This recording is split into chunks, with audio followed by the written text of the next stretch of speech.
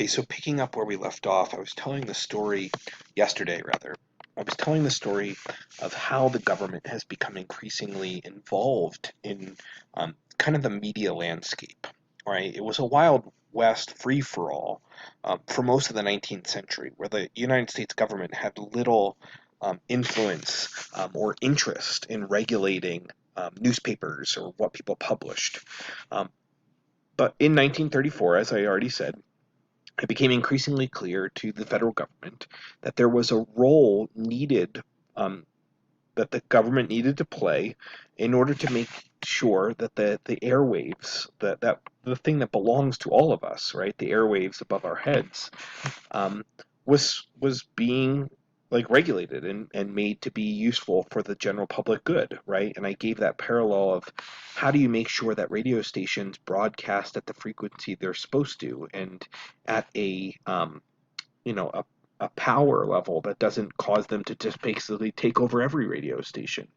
And the answer to that was the FCC. The Federal Communications Commission was created, and it was tasked to make sure that the public airwaves were serving the public good, um, and that they were not obscene, and that they played by established rules. And this federal bureaucracy, the FCC, is in theory an independent regulatory commission that we're going to find out and learn about more as we get into the bureaucracies unit.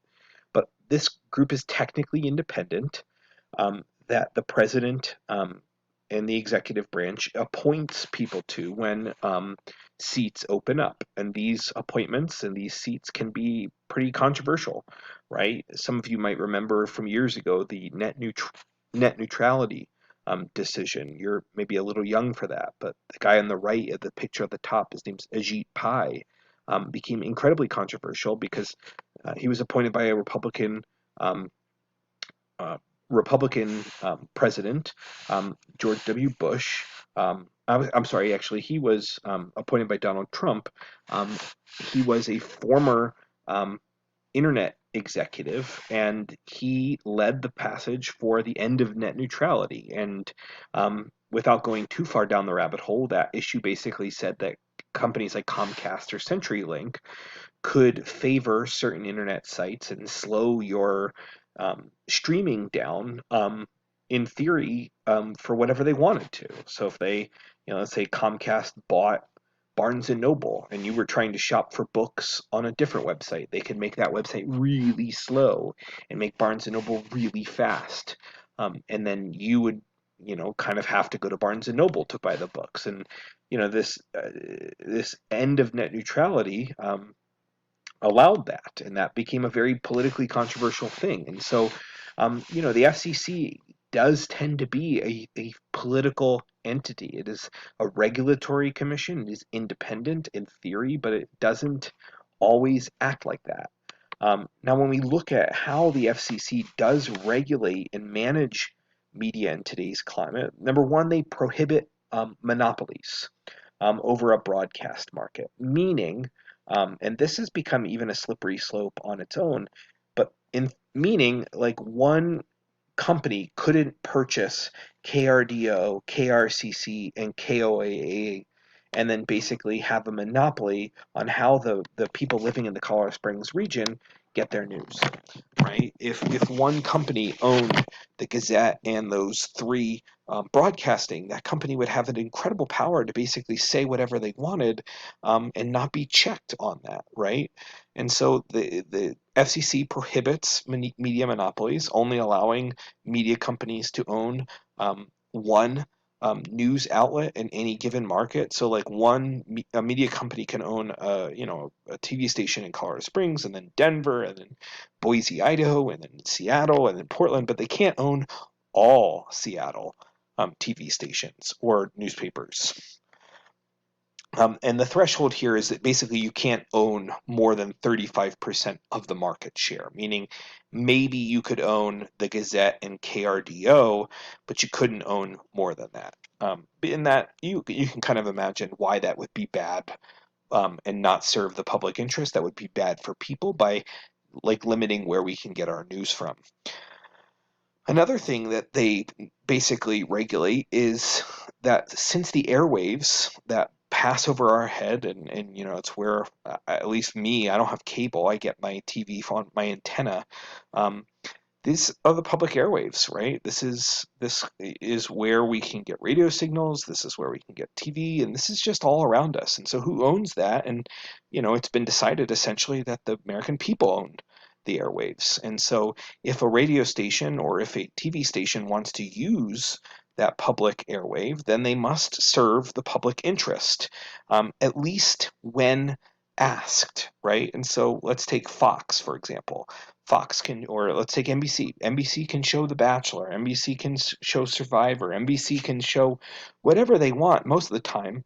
But if the President of the United States goes on and says, we interrupt our programming to deliver this important message, or, the State of the Union address, or um, the Republican and Democratic national conventions, or breaking news interruptions, or tornado warnings. Those stations have to cut to those updates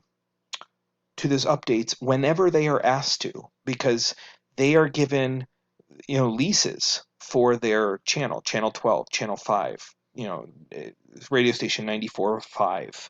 They're given leases for their stations, and you're allowed to hold that lease as long as, when we tell you to or when we ask you to, you have to serve the public interest.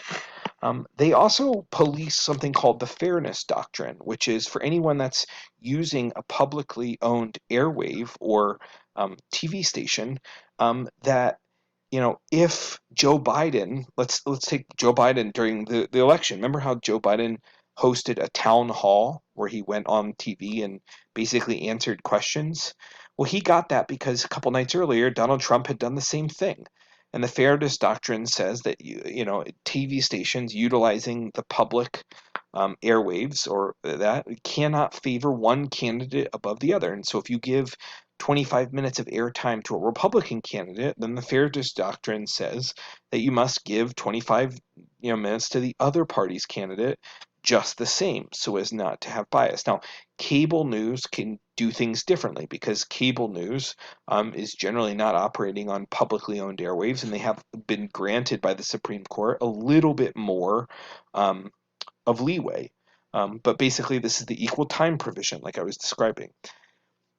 All right, so now let's look at some of the changes that I've kind of already kind of discussed and inferred throughout this year, which is how has the rising power of the internet changed the media landscape, changed the game, changed politics. And, for all the good and bad that social media does and the internet does, um, it has fundamentally made it easier for people to inform themselves than ever before, right? Like, misinformation certainly reigns supreme. And there's a lot of bad that's going out there that Facebook's wrestling with and Twitter's wrestling with. Um, but it's also, if I truly want to find out something and educate myself or find out the truth or read about what happened, I can do it easier today than I ever could. In the 1960s, if something strange happened in my neighborhood last night, I had to wait till, some local newspaper covered it, or I never found out. Nowadays, I can go on to Nextdoor, or I can, go onto my Facebook neighborhood group, or I could, go on to various blogs and for my part of the city and find out, oh God, here's what happened. There was the, police, and this is the truth. And it's created a very democratized way of people getting their information. Because for all its good and bad, the internet does allow people to inform themselves pretty easily. It's also much easier for politicians, especially, but also interest groups, the Sierra Club, the NRA, the AARP, the NAACP, or journalists. It's much easier for all of these groups or people to communicate with the public, to get their message across. No longer are politicians totally dependent on CBS News, NBC News, ABC News, in order to give them airtime to get their message across. They can live stream something on Instagram. They can go Facebook Live. They can post something. They can do it all and communicate directly with the public, cutting out the middlemen of the media major players from before. Um, the internet has also been shown to increase in change political participation rates, as making it easier to, you know, ask for people to donate money, or ask people to register to vote, or ask people to call their congressman to advocate for, you know, some sort of reform. Um, this has been made it easier. And then lastly, and this is a good or bad thing, is that the rising power of blogs has allowed pretty much anyone to take on a sort of informer status. Anyone can start a blog. And this allows, you know, people to kind of freely dispense information. It's also problematic because it gets rid of this idea of experts. Because anyone can start a blog. um, you know, how do you know what you're reading is truly true or written by an expert? And you know, I think some people would argue, well, the bad blogs or the untrustworthy blogs simply won't, you know, get a lot of hits. But I think we see, particularly in the 2020 election, with certain, you know, blogs peddling anti-mask things, or lies, blatant lies about voter fraud or things like that, that it becomes harder for people to see who to trust when anyone and their mother can write something online and have it seem true. Now, this next question, how does the American media market compare to global neighbors, is basically trying to put this American linkage institution in the context of how does ours compare to our neighbors around the world. Um, and the first thing we need to say is that the US has far less influence by state-owned media companies than most other countries. The most famous state-owned media company in the world would obviously be the BBC, the British Broadcasting Company. The BBC, which produces, you know, sitcom television and movies and shows the English Premier League soccer and all this stuff, is owned by the British government and by extension owned by the British taxpayers. And the BBC provides entertainment, but it also provides news, and it also provides lots of other things. In the United States, yes, we have PBS, yes, we have NPR, but these are far less influential than, you know, compared to like the BBC or the Canadian Broadcasting Company, the CBC. Um, PBS, by comparison, has a pretty small share of viewers. In America, we instead tend to prioritize and um, favor what we call private ownership. And there's good things about that, and there's not so good things, right? The good things is you don't have the government influencing what's shown. The bad thing is, excuse me, that private-owned media groups, media companies, are driven by different motivations. They're driven by desire to secure profit. Their goal is to make money. Their goal is not to educate people. Their goal is not to inform the electorate. Their goal is not to empower, um, you know, the American people. The goal is to profit. And so the you know, the news stories they tend to focus on and they tend to give airtime to are generally those which think they will help them sell ads the most, the sexiest stories, the most scandalous stories, the most tragic stories, tend to get a lot of airplay in private media-owned landscape. Whereas in the world, we see a much more dominant role for state-run media companies.